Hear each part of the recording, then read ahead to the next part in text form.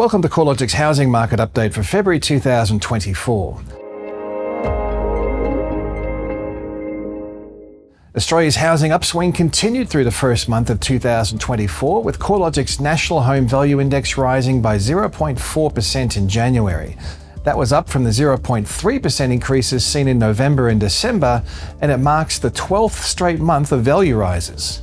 Beneath the headline result, housing trends remain diverse around the country.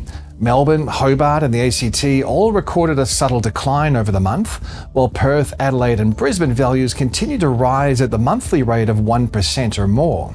The remaining capital cities recorded relatively flat conditions over the month. House values continued to rise at a faster rate than unit values in January, with the gap between the median capital city house and unit value rising to a record high of 45.2%. Such a wide gap is the result of house values recording more than 3 times the capital gain of units since the onset of the pandemic. Since March of 2020, capital city house values have surged by 34%, compared with an 11% rise across the unit sector. This trend continued in January, with house values up 0.5% over the month, adding around $4,800 to the median house value, while units increased by a small 0.1%, equivalent to a $900 lift. It seems that most Australians are willing to pay a higher premium than ever for a detached home. Regional markets are now showing a stronger trend in value growth relative to the capital cities. The combined regional index rose by 1.2% over the rolling quarter, compared with a 1% rise across the combined capitals index. Both the combined capitals and the combined regionals markets are losing momentum in the pace of value growth, but the capital city trend is experiencing a sharper slowdown, mostly due to the flattening of growth conditions in Melbourne and Sydney. Across the other states, regional WA, South Australia and Queensland continue to record a slower pace of growth relative to the capital city counterparts. These are also the 3 regional markets where dwelling values are at record highs. Despite worsening housing affordability, the volume of home sales has held slightly above average over the past 3 months. CoreLogic estimates there were over 115,000 dwellings sold over the 3 months ending January, 11.9% higher than at the same period last year and 0.5% above the previous 5-year average for this time of the year. Although households are dealing with ongoing cost of living pressures, high interest rates, low consumer sentiment and affordability constraints, homes are still selling. Housing demand has been buoyed by high migration, but also by tight rental markets that have probably incentivized renters to transition towards home ownership if they can afford to do so. The trend in Sydney housing values has virtually stabilised over the past 3 months, with the market up 0.1% over the rolling quarter, but 11.4% higher over the past 12 months. The annual rise has been much stronger for houses than units, with values up 12.8% and 7.7% respectively. The annual rise has added about $158,000 to the median house value and $59,000 to the median unit value.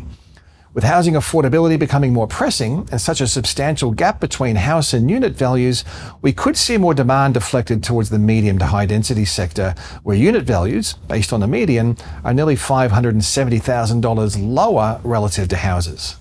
The housing market has started the year on a similar footing to where it left in 2023, with values generally trending higher, albeit with significant diversity across the regions and the housing types.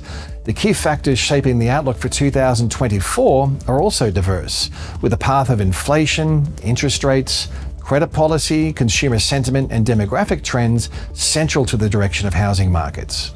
Inflation has been moderating since moving through an annual 7.8% peak in 2022, falling to 4.1% in December last year, beating the RBA's forecast of 4.5% inflation.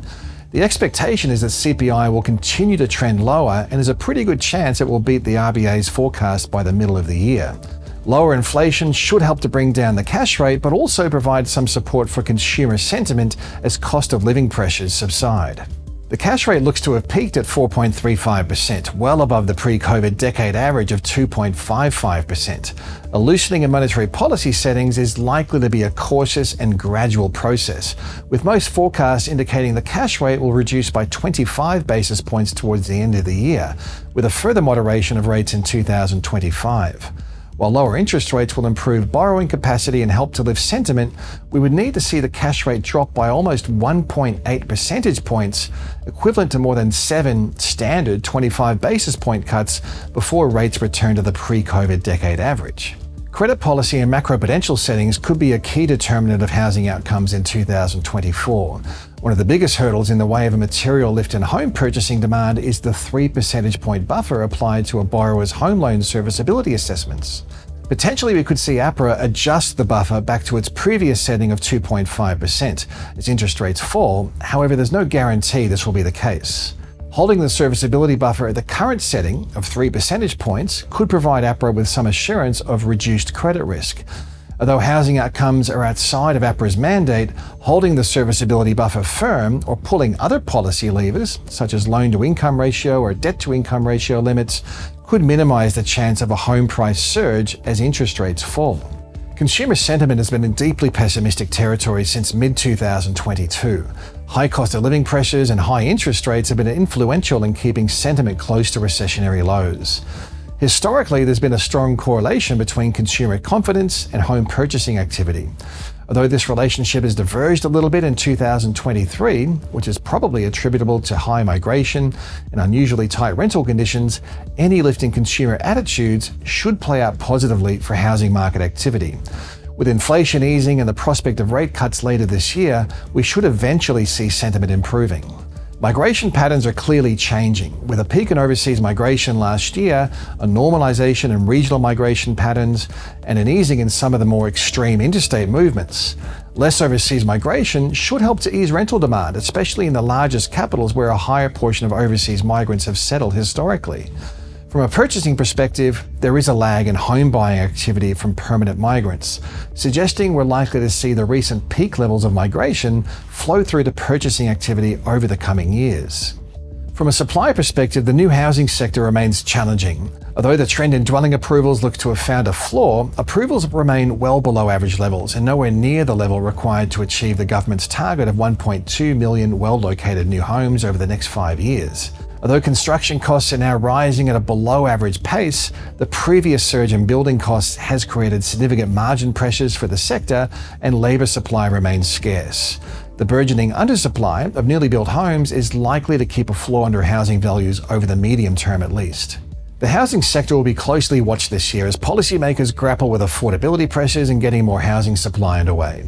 The prospect of lower cost of living pressures and falling interest rates is likely to be stimulatory for the housing sector through the second half of the year, an outcome that's likely to be met with a mixed response from homeowners and non-homeowners. Of course, you can follow all the latest updates in the housing market from the CoreLogic website.